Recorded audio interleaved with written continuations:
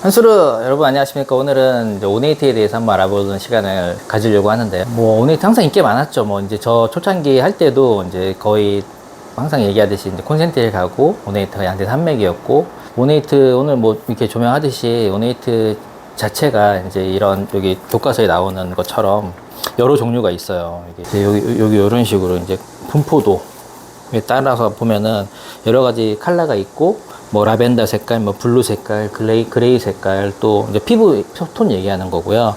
그리고 등급은 검은 게 기본이고, 이제 뭐 예를 들어 스판니스라든지 뭐 이런 것들 다 그 당시에도 이미 뭐 90년대에도 80년대도 있었고, 그런 거에 따라서 나눠지는 거고, 여기서 특수한 모프들이 요 뒤쪽에 이제 정식으로 소개되는 아이들이 이제 골든 칼리코, 그리고 또 뒤쪽에 나오는 여기 이제 플라워백 오네이트, 이런 식으로 표현이 되어 있는데, 오네이트는 기본적으로 이제 보통 이제 예를 들어 검은 등갑에 테두리 림이 이제 옐로우, 오렌지 색깔, 뭐 노란 색깔, 이렇게 좀 밝게 빛나는 색깔, 그리고 이제 피부 색깔은 뭐 화이트 톤, 핑크 톤, 뭐 그레이, 또 뭐 블루, 뭐 여기 표현하다시피 라벤더 색깔, 이런 것들도 여러 가지가 있고, 그 웹 부분, 이마 다이아몬드에 뭐 점이 없는 아이들을 보통 정통 오네이트라고 생각하시면 되고, 저희 이제 테라핀 갤러리도 오네이트에 대해서도 이제 이런 식으로 설명을, 교과서적으로 이제 설명을 드리고 있고, 보통 이제 오네이트는 점을 기준으로 보통 이제 시장이 형성되어 있어요. 점이 얼만큼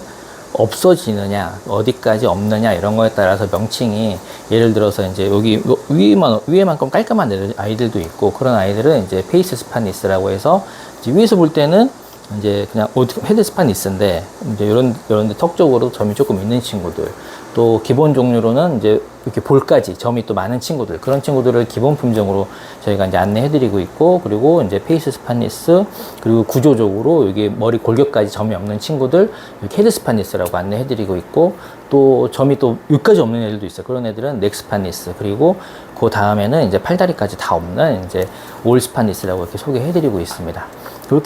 이렇게 이제 점, 뭐, 그래서 얼굴, 뭐, 머리, 뭐, 목, 이런 식으로 가다 보면은, 단순히 이제 여기에만 점이 없다기보다도 뒤쪽으로 이제 뭐 헤드라든지 얼굴에도 점이 점점 없을수록 몸에 있는 점들도 좀 옅어지거나 대부분 없어지는 현상을 보이고 있기 때문에, 그래서 이제 얼굴 위주, 이거는 그냥 뭐 요걸 굳이 바디까지 나누지 않고 얼굴 위주로 이렇게 분양 가격표를 정해놓고 그렇게 진행을 하고 있고요.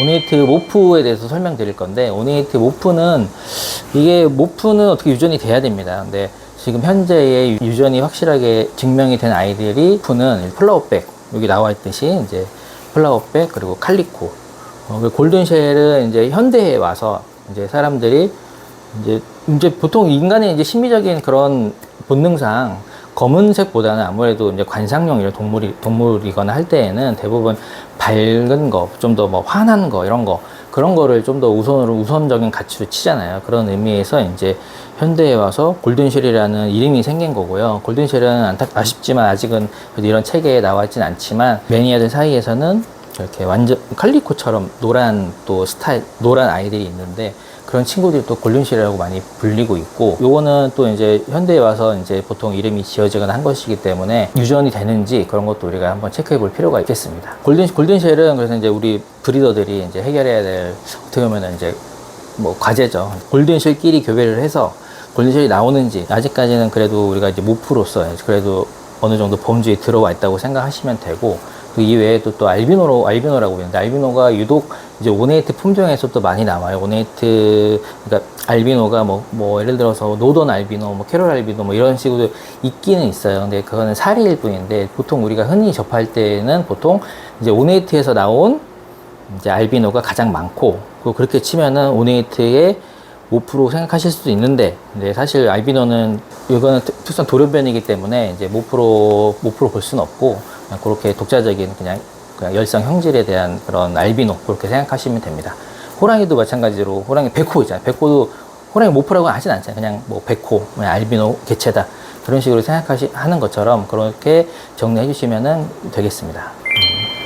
그리고 칼리코와 골든쉘 선호도 이제 아무래도 이제 저는 이제 분양하는 곳이다 보니까 이제 많이 물어보세요. 남들은 뭐 사가냐, 이렇게 물어보시는데, 골든쉘, 칼리코, 뭐 플라워백, 이렇게는 선호도는 이제 그렇게 생각하시면 돼요. 상급은 다 좋아요. 이제 그게 있잖아요. 이게 상중하가 있어요. 골든쉘 이름 하나에 그냥 모든 게 다 담겨 있는 게 아니고, 골든쉘에도 뭐 상중하, 플라워백에 상중하 있는데, 그런 각 모프의 상급들은 다 인기가 좋고 너무나도 균일하게 되고, 대신에 이제 말씀드렸다시피 유전 형질이 조금 확립된 칼리코, 플라워백 이런 친구들이 사실 이게 좀 더 많죠. 왜냐면 이제 확인이 됐으니까. 근데 이제 플라워백은 이렇게 생각하시면 돼요. 이제 여러분들 딱 그냥 생각했을 때 꽃피는 모양이 좋으신 분, 이런 분들은 이제 이렇게 번져가는 거, 꽃피는 게 좋아하시는 분들은 플라워백이고, 또 이제 활짝 피면은 샛노랗게 이제 만개했다 그런 느낌을 주는 게 이제 칼리코라고 보시면 되고, 피는 느낌이 아니고 이렇게 서서히 물들듯이 이렇게 노랗게 변하는 애들이 이제 골든쉘, 이렇게 생각하시면 됩니다. 그래서 생각하실 때 꽃 피는 게 이쁜지, 아니면 진짜 활짝 피는 꽃이 이쁜지, 아니면 이제 은근히 물드는 게 이쁜지, 그렇게 그냥 본인 취향대로 입양하시면 좋을 것 같습니다. 요거는 여러분 이제 이렇게 생각하시면 돼요. 이제 유사 사례인지 모르겠는데, 가끔 해외 토픽에 이제 부모가 흑인인데 가끔 막 백인 나왔다고 하잖아요. 하얀 아기 막 나왔다고, 이런 식으로 뉴스나 이런 기사에 많이 접해 보셨을 것 같은데, 그런 것처럼 이제 전혀 다른, 예를 들어 전혀 다르다기보다 이제 노말 형질의 부모에서 흔하지는 않지만 이게 종종 나오고, 왜냐면은 이제 유전형과 표현형이 다 있잖아요. 이제 생물은 유전형이라는 건 뭐냐, 이제 핏줄은 제가 한국 사람이라고 치는데, 내가 생긴 게 약간 미국처럼 생겼어요. 그러면은 이제 저는 유전형은 한국인이라고 생각하시면 되고, 표현형은 미국 사람처럼 생겼구나, 이렇게 생각하시면, 그게 좀 다릅니다. 유전형과 표현형이.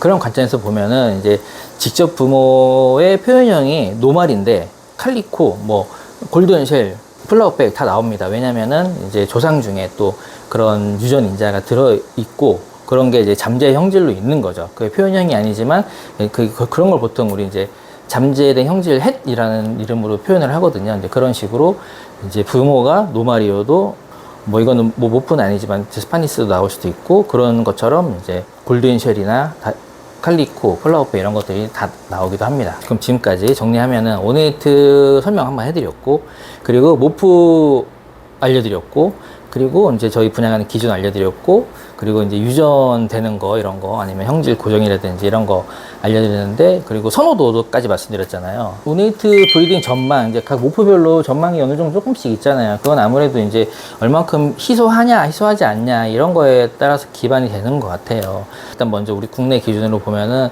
국내는 역시 이제 아무래도 오네이트가 번식이 조금 더 오래 걸려요. 오래 걸리는, 1, 2년이라도 더 걸리게 하니까, 처음에 다른 마종들하고 같이 이제 이런 테라핀 시장이 커졌을 때에 비해서도 번식이 좀 늦게 되거나 아니면 좀 적게 되는 경향이 있기 때문에, 쪽으로 보면은 아직은 오네이트 시장은 뭐 굉장히 탄탄하고, 그런 상급에 대한 수요도 꾸준하고, 또 이거는 테라핀은 또 단순히 분양이나 재테크 목적이 아니고 한 마리 한 마리 이렇게 수집하는 컬렉터의 개념도 이제 여러분들이 많이 갖고 계시기 때문에, 그냥 이쁜 거 키우시는 분 많기 때문에 오네이트에 대한 그런 매력들, 그런 거를 아시는 분이라면은, 이제 새로 또 접하시는 분들이라면은 수요는 꾸준할 것이라고 생각하고요.